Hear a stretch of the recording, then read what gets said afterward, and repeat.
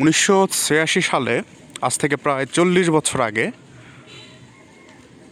পত্নীতলার আমাইর ইউনিয়নের নান্দাস গ্রামের এই যে মাটির দুইতলা যে বাড়িটি দেখছেন সেটি নির্মাণ করা হয় আজ থেকে প্রায় 40 বছর আগে।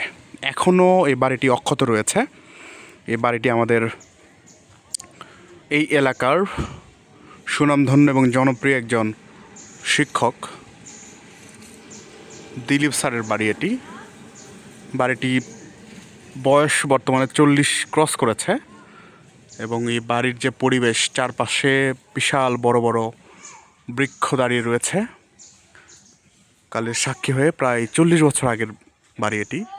বাড়ির যে আয়তনটা বিশাল বড় একটা আয়তন এবং এর চারপাশে আসলে বিভিন্ন ধরনের ফলজ বৃক্ষ এবং ফুলের গাছ লক্ষ্য করছি। বিশেষ করে আমের গাছ চারপাশে রয়েছে এবং আমের গাছগুলোর যে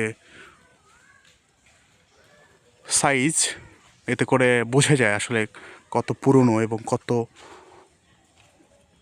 বয়স হয়েছে গাছগুলোর।